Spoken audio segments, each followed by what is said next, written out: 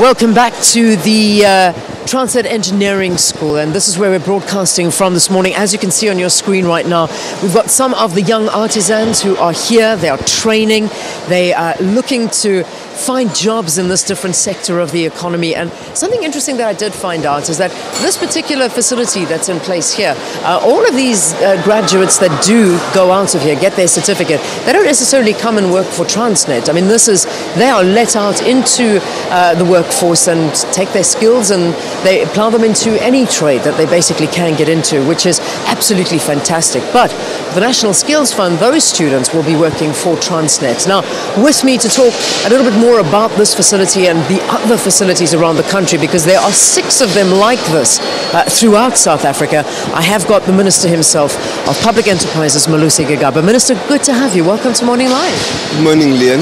It's so nice to be doing a broadcast, not sitting in a comfy, cozy studio, but actually seeing the workings of where our youth are actually getting the skills.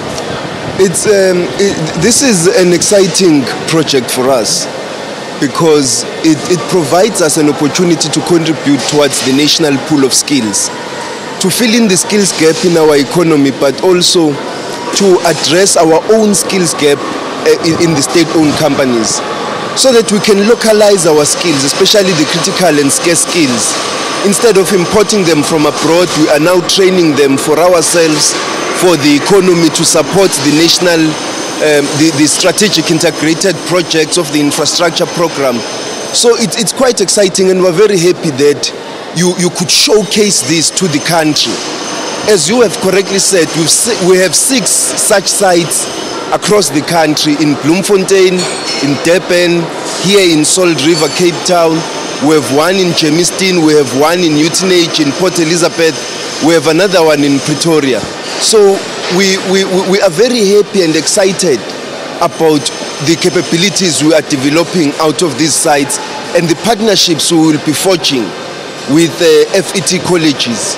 So today we will be signing 3 MOUs with West Coast FET College, with False Bay FET College and the Northlink FET College, so that we are increasing our partnerships with FET colleges. There is another one that SAA signed last year, 2 years ago, with Eguruleni West College.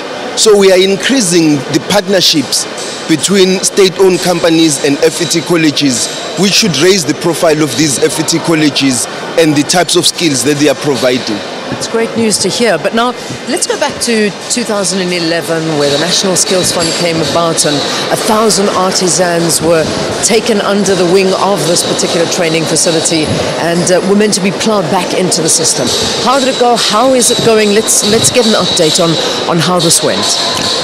We initiated discussions with the National Skills Fund to provide us with the funding support so that we can increase the pool of trainees, artisanal trainees in our state-owned companies.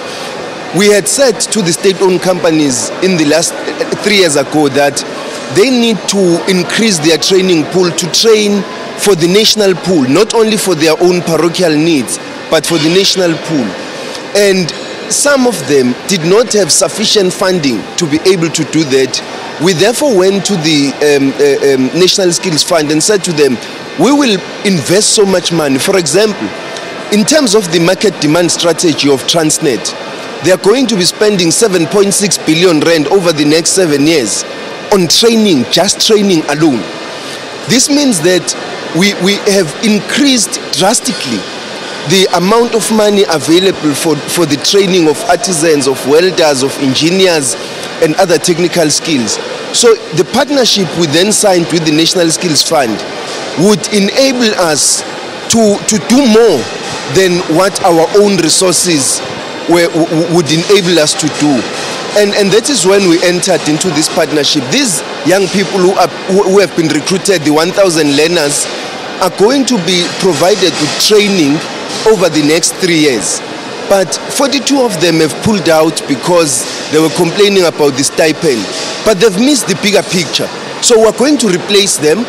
I can say it here boldly that we are going to go out to recruit 42 young women, because even in terms of these 958 artisanal trainees that we currently have, we do not have sufficient young women.